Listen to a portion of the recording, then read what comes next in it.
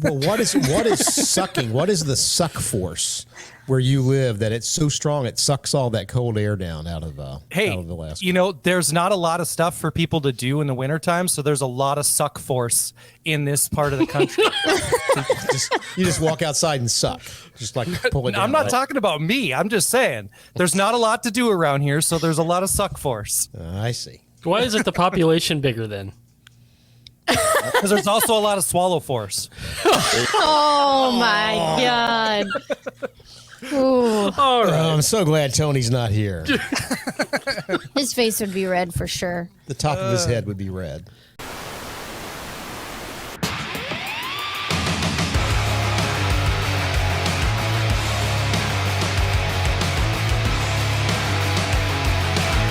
Welcome back to the Five Dirty Bikers podcast. Presented by Memphis Shades, the clear choice for custom windshields and fairings for your motorcycle. And Wild Ass Seats, stay in the saddle longer and in total comfort no matter your butt or budget. Jace, I just saw the Get Bent Moto highlight thing. That was good, man. Yeah, man. I didn't really like how fat I looked in the whole video. That's kind of the hard part about becoming a guest on a lot more creators content. You just I see myself differently, and it's just I don't know. I got to stop drinking so much and lift something other than my kickstand. You know what I mean? That's because we all know how to shoot ourselves, right? So we all get that right angle, you know. Yeah, and then someone else does it, you just want to punch them in the fucking face. It's like, why did you take that photo, Ryan? You know that's my bad side. Well, most of my friends too, they will pick the worst photo of me to put out there, just to kind of play on my self-consciousness. So, but no, that's what good friends do. So, you know, yeah, they humble you, right? 100%. Yeah, that's definitely Ryan's technique. Yeah, that is my technique for sure. The great humbler. Ben's getting better. He's doing. I've been friends with him since he started his channel, and he's nervous, just like a lot of people are when they're about to do anything in front of a camera. And he's been kicking ass, man. I'm really proud of his progression over the last couple of years and how his videos have continually gotten better. And that's what it's all about, right? I mean, when you guys started your podcast, the whole concept is to just keep getting better at this shit, right? Yeah. So, I'm glad we did, because when we started this, we were fucking awful at this when we started. Yeah. And I remember you in the feature, you were saying the same thing, like the audio wasn't up to snuff like you wanted, and you know you've just evolved over time, and it's we think we got things dialed in. It's tough to do when you're all remote, but exactly. we've made it work, and yeah, everything sounds real good on your part too. I mean, people have no idea how important the audio part is. Yeah, I mean, when they're listening in their truck or car, I mean, YouTube's one thing, but when they're absorbing this while they're working, you know, the audio becomes the most important thing, because when it peaks and it's not consistent, like the experience of listening it's not enjoyable anymore, and people will turn it off. You know, I've done that to other podcasts where it's like they've got an amazing guest and the story's great, but I'm annoyed, you know what I mean, by the audio, because it's just not enough attention put into it. You know what I'm saying? So, or you're driving down the car and you're like, babe, you got to listen to this podcast. It's badass. But then it peaks and it's like people start laughing and it's piercing your ears. You know what I mean? And so you're like turning it up and down and shit all the time. But I don't know. I noticed that too. The guests, different guests that come on, they don't know what to do with their hands. So I still don't know what to do with my hands. Well, and the funny thing is that sometimes you can hear it on a podcast where like their nervous energy, they're like tapping the table or something, and so you get this audio thump that happens, and you know, like in my head I'm envisioning that person's talking with their hands because they're tapping the table when they're talking, and where in normal conversation you wouldn't hear it, but in a podcast you're like, holy fuck, I'm driving my truck and the bass is like hitting this, you know, this table tap, and you're like, wow, that's crazy. It's like you driving a Caprice or something down the street. No, you got to drive a truck up here, otherwise you don't go anywhere. So. And everybody, we're talking to Jace Hudson here from FastLife Garage and FastLife Podcast. Jace, it's nice to see you and talk to you. This is something we've been looking forward to, man. For sure, man. Thank you guys for having me on. Yeah, it's a show I know I listen to. I've listened to a lot of your episodes. Great show. You have a lot of great guests, builders, painters, everything, you name it. And it's so awesome that from your perspective, you're in the industry, so you get to meet and make all these great contacts, and it makes for great content on your show. It's good stuff. Well, I appreciate that. It's definitely been a help. You know what I mean? I think I talked about it recently on someone else's podcast, how it definitely gave me the upper edge whenever we started the podcast, because I already had kind of a foot in the door with a lot of people. Yeah. So it was really just me playing catch up to be as quality as my guests are at some point. You know what I mean? Yeah. So it's been a learning curve. I'm still working on myself, trying to be a better host and whatnot every day. So yeah, I mean, like us, like we really had to start from the basement, because like none of us are in the industry. None of us like, we all did or do YouTube, but none of us blew up on it or anything like that. So really had to start in the cellar with this. It's definitely, trust me, I don't envy you guys at all. I'm like, well, and Tony literally is in the cellar, in the basement. He's like not anymore. Not anymore. He's upgraded. Oh, that's true. That's true. He got. His kid he kicked his kid out of the house. Now he's got his own podcasting room. Well, I just need to start this off too, Jace. I want to thank you for one thing, and I know sometimes you don't like the word influencer, but I'm going to turn it on its head a little bit, because I remember listening to one of your podcasts early on. I mean, it might have been 2 years ago, even. It was a long time ago, and you were talking about at the end of the day, it's all about riding a motorcycle. Mm-hmm. And it was one of the things that really resonated with me, because at the time I was riding a 1200 Sportster, and that bike wasn't going to be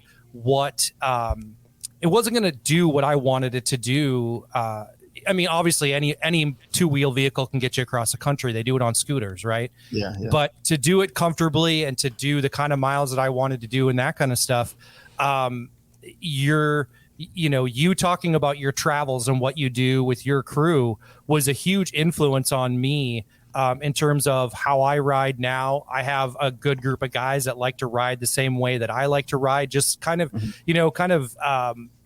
seeing what you did. And the other thing that was crazy unique about it is that the motorcycle that I grew up on, that I did all of that stuff on, I lived in Southern California in a place called Palmdale. So it's kind of the armpit of California, just north of Los Angeles.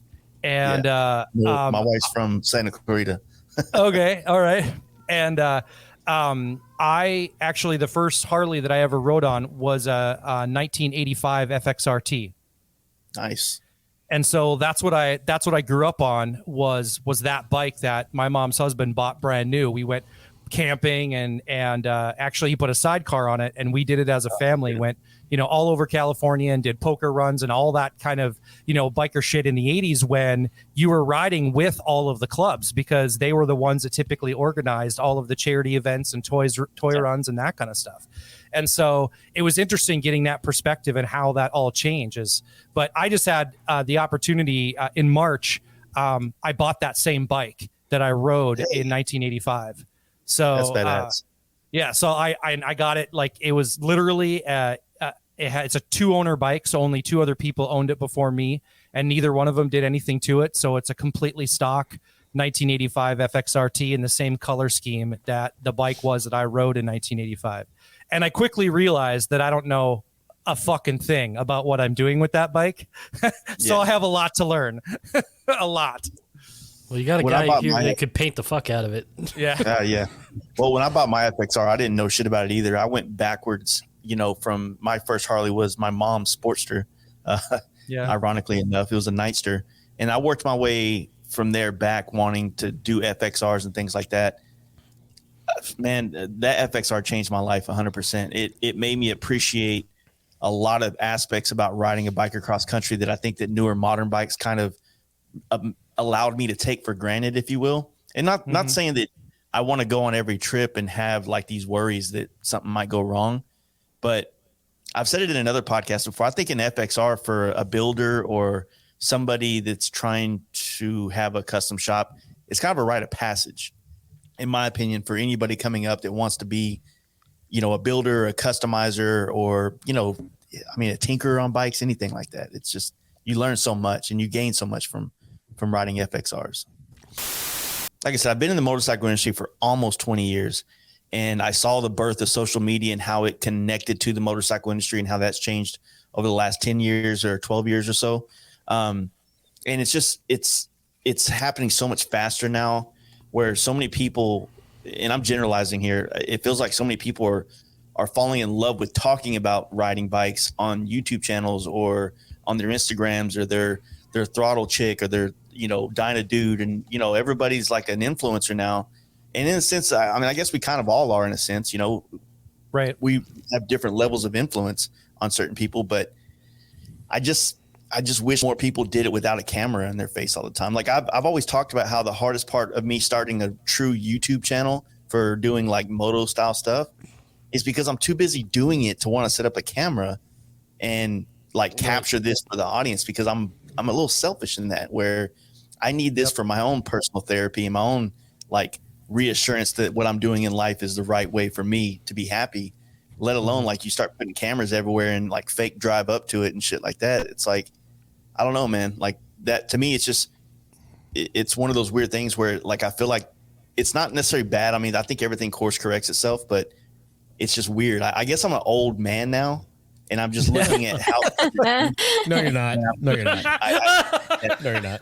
But yeah, but you're not the only one that goes through that. I think we all kind of go through that to some extent, unless you're one of these people that just say, "Well, I'm going to do YouTube full time now," right? So you force yourself into that content creation mode. But I'm saying I haven't put out a video in weeks now, because I just, when I was riding, I was just in the moment. I think if you want to make it for you like more digestible, one of the things I've always said is that if you're going to talk about it, be about it, right? And so you've done that, right? You are about it. You put on a lot of miles. You ride across the country. And so if you did start putting out videos, whether you felt like you set up that shot and it was contrived or not, you're making what you're doing digestible to a different audience than, you know what I mean? And you do put on the miles. And so you have a platform where you can talk about it. That's what I've said, even with the content creation that I've done, is that I can back that up with, hey, the reason why I'm going to tell you that these footboards are good is because I put 5,000 miles on them last year, and look at them, they're good, right? And so I think that, while you can, I think what you have to learn to do, and I had to learn how to do it, and I know Percy did, and Dustin did, is you have to learn to be able to say, okay, I'm just going to ride today, or I'm going to do content creation, so that you don't feel the pressure to every time you get on your bike to have that camera to do that. What I think is pretty cool about that too is that I don't, at least I don't, maybe you feel differently, but I don't feel like there's a competition in that space. You know what I mean? Like amongst podcasts or whatever, because they're so different, and you're, I don't feel like that we're competing against each other in that space or doing that thing. What is it? A rising tide floats all ships. So, right. In the podcast space, when we started it, coming up on 5 years ago, there had been a bunch of podcasts, but no one stuck through it. So there'd be a couple episodes from this brand, a couple from that brand. And realistically, the only ones that I think that are still around from when we started is Danger Dan's Talk Shop, who's the guy that got me into podcasting, and maybe Cycle Source, if you call that a podcast, you know what I'm saying? Other than that, most of the people that have gone, I mean, I don't know if you guys were around in 2017 doing this, but we weren't around yet. No. That's been, and even since then, there's been a lot of people that have come, and then they'll go hard on it for a couple, months or weeks, and then they drop off. And the audiences, I think, are created through consistency. You know what I'm saying? Absolutely. Like when they can rely on you to drop some episodes at least monthly, maybe, if you can get to the point where you can do every Monday, like you guys, I think, are doing. Yep. That's like a very consistent thing. Then your audience can grow a lot faster. But me, I travel a lot. So 1 month I got to drop 4 podcasts in 3 days. You know what I mean? To give my quota for the month, right?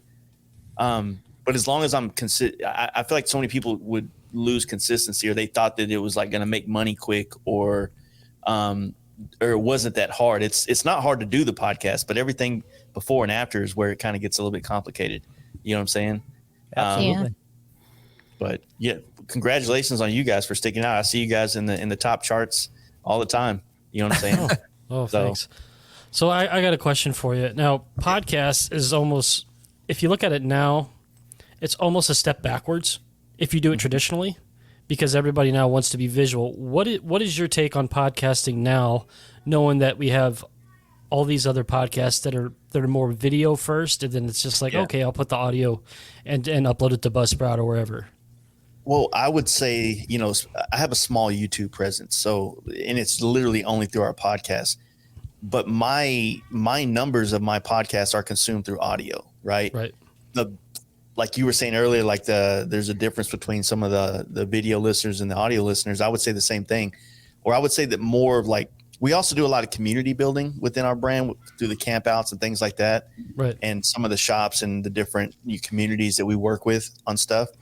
And what we get is like a tight knit group of people that kind of watch the podcast religiously, if you will.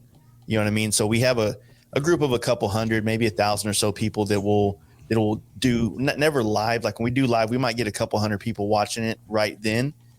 But our biggest draw for the podcast is still audio. You know what I mean? Like, that's where, our numbers come from. And obviously those numbers are different from YouTube numbers when it comes to analytics.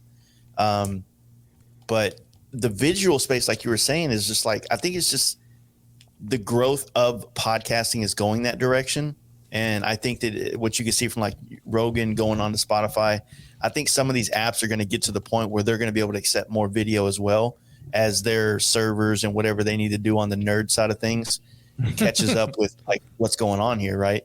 I don't know. I think to me, I only did the video aspect because I felt like it was a fun challenge to figure out. And it was also like adding another element that at the time we didn't really have many people doing it in our motorcycle space. I mean, you have guys that would take a couple cameras and they'll cut a 15-minute podcast together, but I almost like laugh at 15-minute podcasts. I'm like, dude, I'm not going to waste my time. You know what I mean? If I'm going to work and I want to put a podcast on, I'm like, okay, this podcast will get me to lunch and then I can watch the next podcast or listen to the next podcast and it's time to go home. It makes my day go by or the drive go by. You know what I'm saying? Right. So, but yeah, I don't know. You said you went to Sturgis. Yeah. Was this your first trip to Sturgis? This would be my 8th in a row. 8th? Yeah. Wow. What keeps you going back? I'm planning to go every year for the rest of my life. Why? To say I did it. It's a story for the grandkids. Come on. Sturgis is now granted, like I've gotten to have a much better or a much different experience that I think a lot of people would kind of have because of my industry connections going to Sturgis. So that's kind of always made it to where, like, if I don't go, I feel FOMO at the worst level. I see a lot of friends that build bikes that I wanted to be there to see them or congratulate them, or, we end up working with a lot of bike shows to do, our pick or trophies or giveaways. There's just a lot of shit going on in Sturgis. It's also like another way to help. Like last year, we didn't do it this year because I just went real quick. But last year we used to do a campground called Days End, and we would like kind of promote it through our podcast, and then we'd give people that don't have like a lot of homies, like, look, come camp here these dates. We'll be here.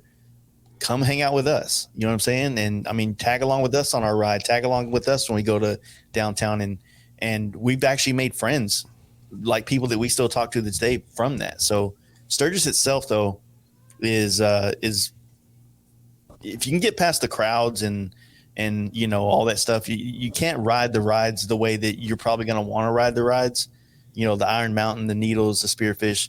There's so many people there, but it's like being plugged into the motorcycle matrix when you're there. And I like that feeling for a while. I like putting my thumb on the pulse and feeling that, oh, this shit's still fucking going real good. You know what I mean? And I don't know. It's just it's just one of those things that I feel like I need to be a part of, and I need to support if I want to keep it around, Yeah. And I feel the same way, because we've been able to build, I guess, a little bit of I don't know how big of a reputation we're building on this show, but at least we're getting to know people that are going to events like that. So if the 5 of us show up, at least we'll know somebody there. And I plan. It might not be next year. It might not be the year after. Maybe the 85th. Yeah, I would like to go. I'd love to see the 5 of us do a podcast from Sturgis. Hell yeah! I think that'd be the coolest thing, and just have anybody come by, pop in, say a few things, bullshit, just have a good time, drink beer, whatever. Yeah, I mean, all these events. It's not just Sturgis. Like I haven't got to do Laconia yet. That's one that I'd like to do. It's just me and my friends do our big, 2-3 week trip every year in June. And last year it just didn't line up to make it. We went to Maine last year, but we just didn't make the Laconia dates. Daytona is not my favorite, but there's something about it that's let me put it like this. When you got into one rally and you had a blast and you decided to go to the next one, I did this, and I'm speaking from experience. I think sometimes you wear Sturgis glasses to Daytona and you're kind of wanting Daytona to be what you had in Sturgis, and they're not the same place. They're not the same anything. It's just the only thing the same about it is that there's bikers there and, all the other shit that goes along with that. But there's something special about Daytona. I haven't figured it out yet, but it's still going on. So I got to try it again and see what the draw is. Same thing with Arizona Bike Week or Laconia or, all the smaller events that are starting to become really big events like the Tennessee Motorcycle Revival at Loretta Lynn's. Have you been to Little Sturgis? No, I haven't. In Kentucky? No, I got have invited heard to go. Crazy stories about it. I heard it's a nudist colony. Yeah, That is what I've heard.